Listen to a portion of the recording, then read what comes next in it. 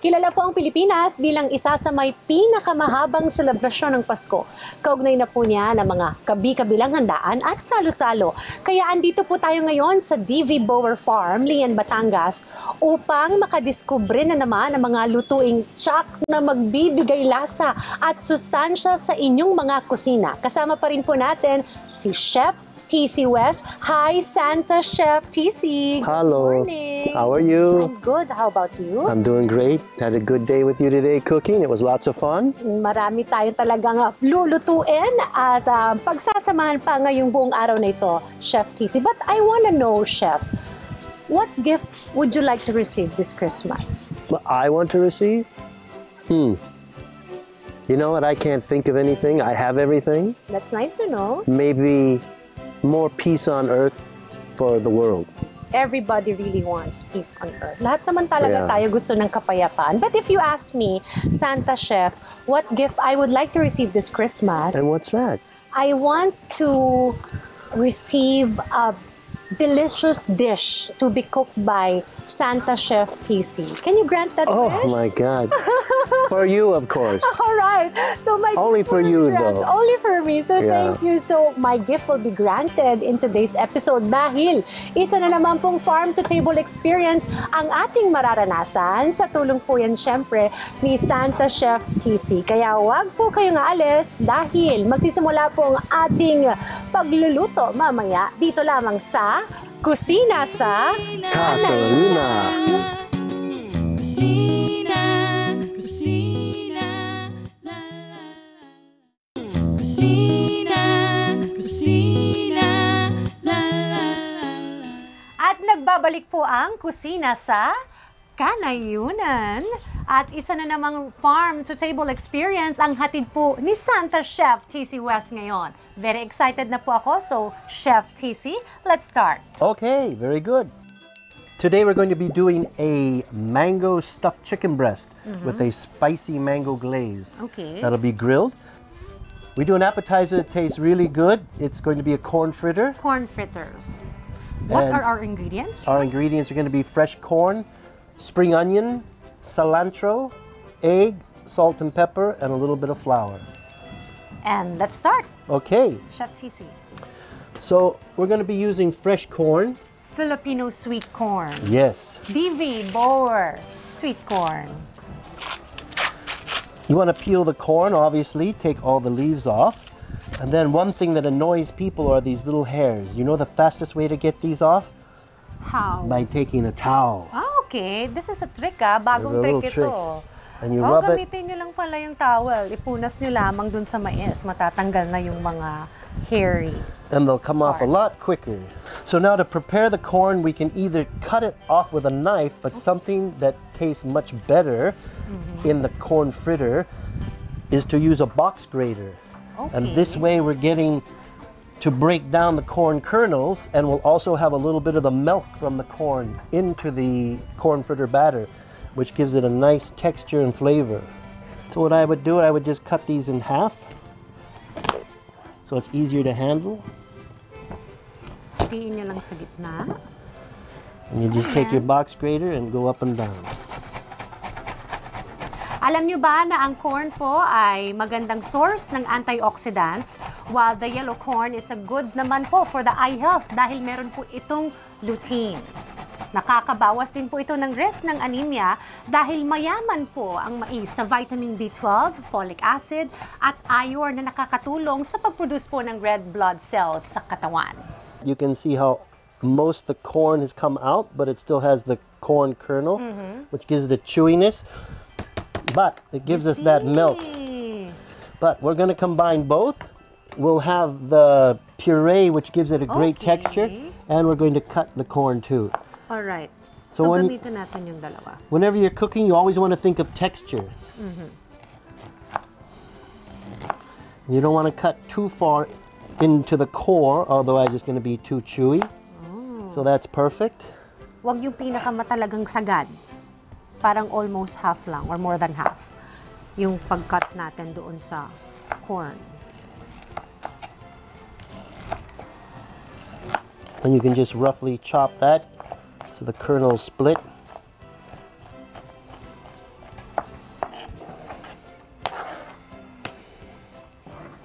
So, minix natin yung dalawa. Yung ginamitan natin ng grater at yung ginamitan natin ng kutsilyo. Okay. Now we want to give the corn some flavor, right? Right. So, 2 ingredients that gives it a nice Spanish flavor.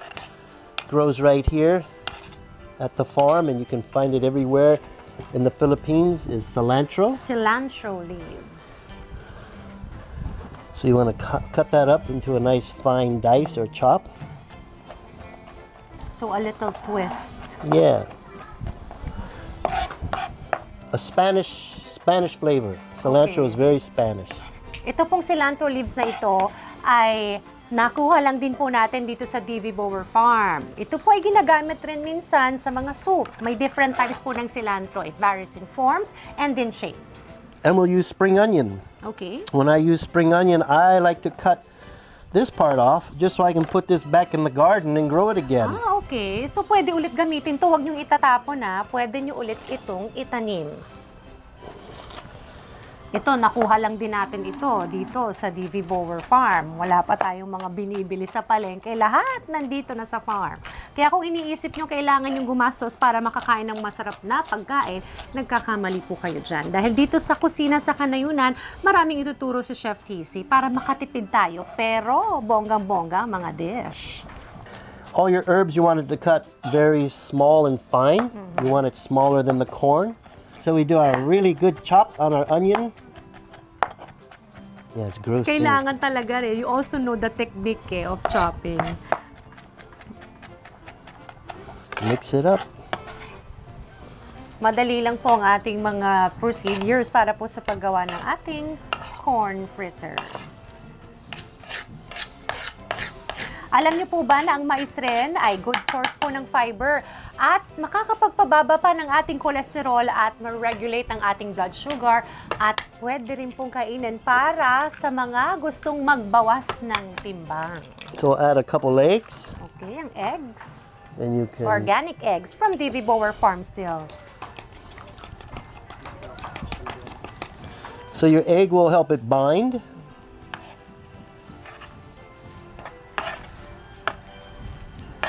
And stick together when you cook it.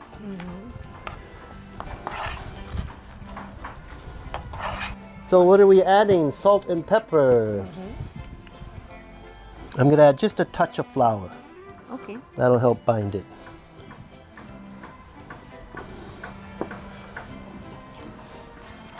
So later on, after nating i-mix itong ating mga ingredients, our cooking procedure will just be frying. Ipiprito lang po natin ito.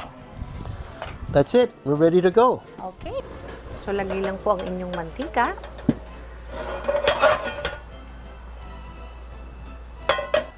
And this is just a unique way of eating corn. Oo nga kasi tayo normally kinakain lang din natin yung corn. Talagang pinapapak natin siya as is pagluto na. Pero ito, this is a creative way para gumawa tayo ng isang dish kung saan corn ang ating main ingredient. See now how it's sticking together? You have a nice brown color. It's Para not. nagluluto ka lang ng pancake. It's not exactly. That's exactly what it is. It's like a corn pancake. Then you just touch them with your finger, and you can tell if it's cooked. Okay. It's firm in the center. It's ready. So we'll take those out first. Lagyan nyo ng paper towel para ma-absorb yung mantika. And we are done! Ito na po ang ating corn fritters. Napakabilis gawin, napakadali pong lutuin, at simple lamang ang mga ingredients. Plus, ang dami pa pong mga health benefits. Alam nyo rin po ba na ang corn o ang mais ay nakakapag-preserve po ng healthy skin at energy enhancer. Thank you very much, Santa Chef. Sounds But good. This is just the start. Yes. This is just our appetizer. Okay. What will you prepare for the main dish? Next, we're going to do a mango stuffed chicken breast with a spicy mango glaze. So, Chef, what are our ingredients? Okay, we're going to start with our chicken, and then we're going to be using fresh mango, onion, and garlic. That's it. Okay. So, Chef TC will start with deboning our chicken. So the first thing you want to do is get rid of the legs, and usually you just want your knife to do all the work, right? Okay. So, You can simula push your, tayo sa legs. your legs down, like so, and then you just want to cut the thigh, and you can crack the bone, and then your knife should be feeling where the bones are. So there's your thigh is off. If you want to take the leg off, then you just look to where it's attached, find the bone there, and then just wiggle your knife around till you find out, and there you go. Simple as that, huh? Okay. Now the chicken wing, you can do the same thing. You can see how it's connected there. That's where you want to put your knife in there. And you just feel around with your knife, and that's that. So you start with the leg, thigh, and then the wings. Correct. If it's giving you trouble, just twist it a little. So there's your legs, your wings, and your thighs. Now you're left with the back. Okay. Right, and the neck, you can just cut that neck off. Get that out of the way. And then you want to remove your backbone, which is connected by your rib bones on both sides. And then you just cut down and push down with this hand, and you can see where it's disconnecting. And again, you just feel around with your knife and remove that backbone using twisting motions too. There's your backbone. We're going to have a boneless chicken breast and a skinless, so you can peel your skin off right away. Balatan nyo lang, alisin yung skin. This, as you know, you can fry this so nothing goes to waste. Huwag nyo itatapon. Pwede raw iprito. You're cutting along the bone to get as much meat off as possible. And the more you do this, the better you get at it. Okay. Just It takes a lot of practice. Chef not is- too much, but after a couple chickens, you'll be a pro at it. So there we go. There's a clean boneless chicken breast. We're going to cut off some of the gristle and the extra fat, Alisin yung mga taba. because that's a little chewy. We don't want that. So from the thick part, gagayatin nyo siya, tas para magbukas siya na parang butterfly. More than halfway of the breast part of the chicken. Because you want it to keep connected, right? Para hindi raw siya magkahiwalay. Kailangan, hindi mo talaga totally gagayatin. Now this piece here is called your tenderloin. I'm going to make sure we made this as flat as possible. And then we'll take our mallet here. Okay?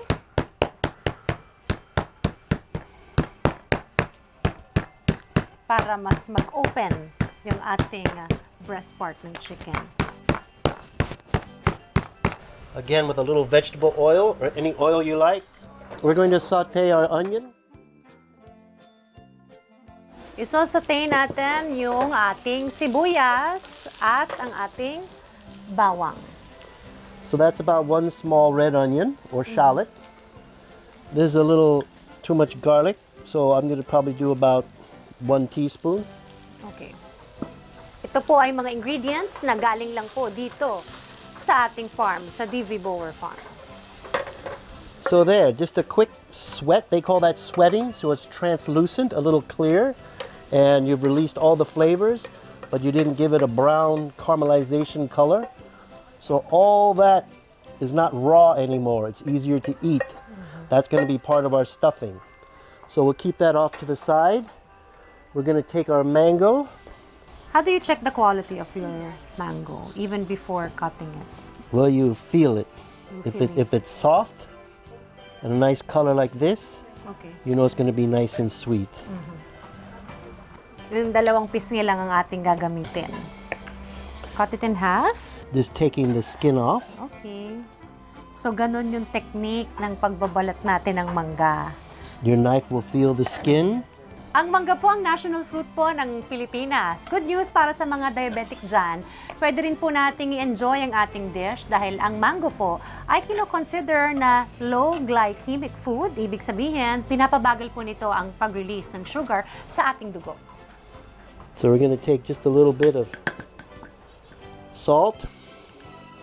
This is your best friend in the kitchen, is salt and pepper. If you don't use that, you're not going to have flavor. Something so simple, people forget it and they wonder why their food has no flavor. Ah, okay. So now we're just going to do a layer of our sauteed onion and garlic. That's going to give it that savory taste. So after putting in some seasoning our chicken with salt and pepper, ilagay niyo yung sinutay natin na bawang at sibuyas. And then we're going to just lay in our strips of mango. Just like you make a sandwich, you want the taste all the way to the ends. You don't want to be chintzy or cheap anywhere. You want every bite to taste the mango. Okay. So yung paglalagay ng mango, crucial din siya. Kailangan lahat ng spasyo, malagyan nyo ng mango para pag bawat kagat nyo, may matitikman kayong mangga.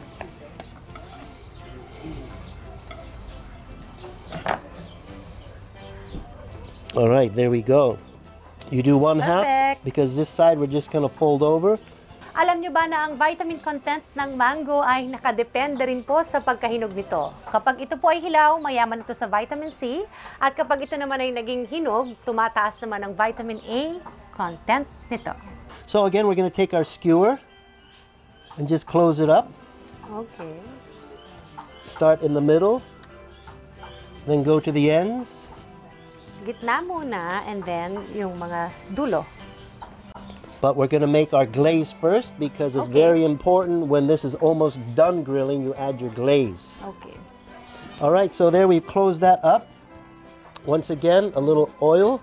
And what's the ingredient we're going to drizzle on the top and the bottom, the most important? So you have a well-flavored chicken right there.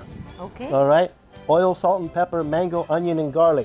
So while we're waiting for our barbecue to get hot, let's do our Glaze. glaze.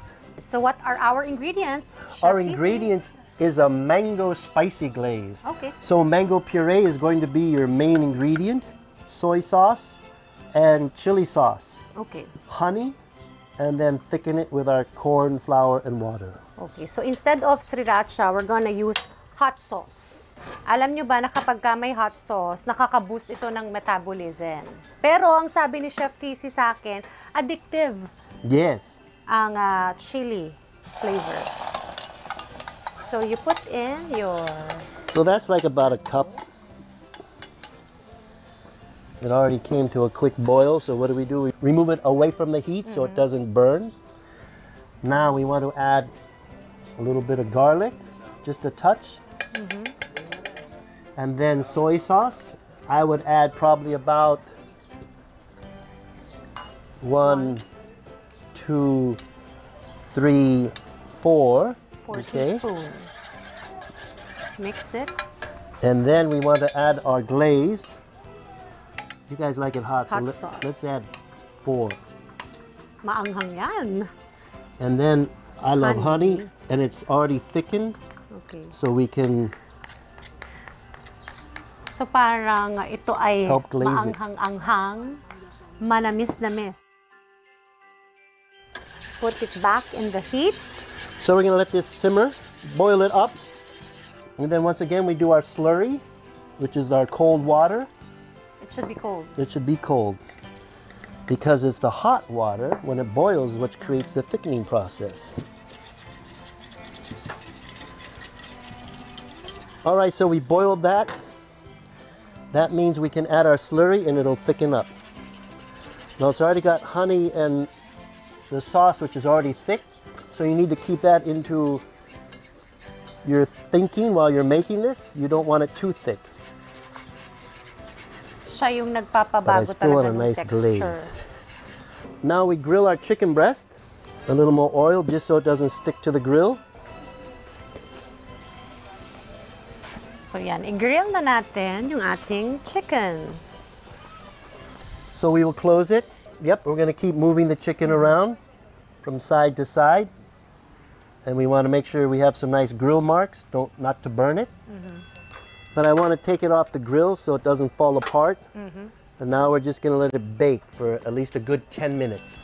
Okay, so our chicken has been baking away.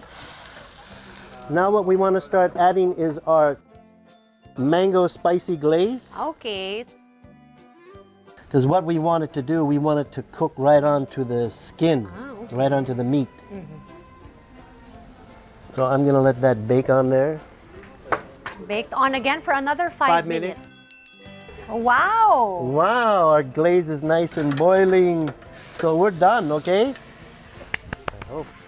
We're done with our chicken with glaze. Looks so delicious. It looks good, but tastes even better. Excited to taste it. Pero meron tayong special na makakasama ngayong araw para tumikim ng ating main dish at appetizer. There we go. Our mango stuffed chicken with a mango chili glaze. Ayan, tapos na po ang ating main dish, ang grilled stuffed chicken breast with spicy mango glaze. Huwag po kayong alis dahil mamaya ay matitikman na natin kung gaano kasarap ang pinaghalong tamis ng mangga, spiciness ng hot sauce, and flavorful chicken breast. Sa pagbabalik po yan ng Kusina sa Kanayunan. Kusina, kusina, la la la la la. Kusina, kusina, la la la. Nagbabalik po ang Kusina sa Kanayunan. Ngayon ay titikman na po natin ang mga hinanda sa atin ni Santa Chef TC West at meron tayong special na bisita who came all the way from Canada. Siya po ay sister ni Mr. Dexter Villamin. Magandang araw po, Ma'am Jackie Ceniza. All right, Jackie.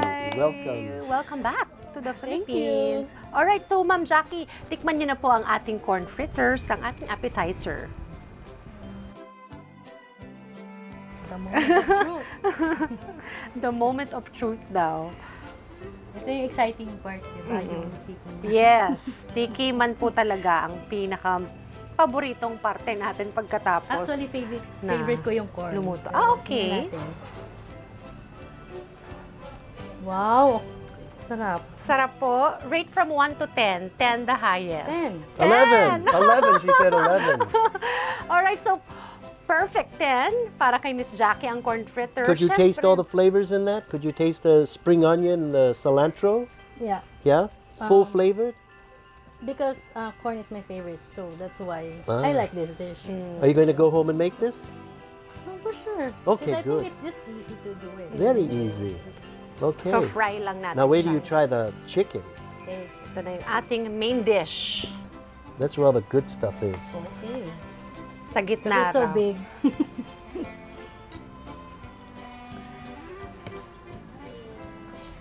So I like it- the mango. Because you know, in Canada, No mangoes. Ah, you there is mango, but not Like as back home. yummy as in in here. the Philippines. Okay. Kamusta po ang lasa ng ating main dish? Panalo, chef. All right. Panalo! Try more, It's a try more. You had a winner. small bite. You need to eat more with the chicken and mango and onion together. Ako nga I rin. just stay here the whole day. Okay. Full day na raw siya dito para kumain. Perfect. Kamusta po? Ang sarap Hindi niya. na makapagsalita si ano. Between si 1 and 10? 1 to 10. 10. 10. Awesome. Good job Awesome. to you. All right. Good job to Thank you, you, Chef Jackie. TC. Ako nga rin titikin. 15 over 10. Oh, wow. Yan po ay ilan lamang sa mga ideas po ni Chef TC para po sa mga kanayo natin na wala pa pong naiisip na ihanda po sa darating na Noche Buena. Thank you, Ma'am Jackie, and I hope you enjoy your stay here in the Philippines. Thanks. At sobrang nag-enjoy ako. Sa luto ni chef, panalo. Nice. Solved na ang vacation. Aba! Thank you, Jackie. Enjoy your visit. Thanks. Thanks, Miss Jackie. Isa na namang farm-to-table experience ang ating pong napagsamahan. Muli, ako po si Diane Carrer. This is Chef TC West. Lagi niyo pong tatandaan na hindi po kailangang maging mahal ang pagkain dahil ang masustansyang mga sangkap ay nasa paligid lamang po natin. Samahan niyo po ulit kami sa susunod na linggo dito lang sa Kusina sa Kanayunan. Kusina sa Kanayunan, mula sa kabukiran o mga bakuran, sangkap na walang kasing sarap, ihahatid sa inyong mga kusina. Kusina.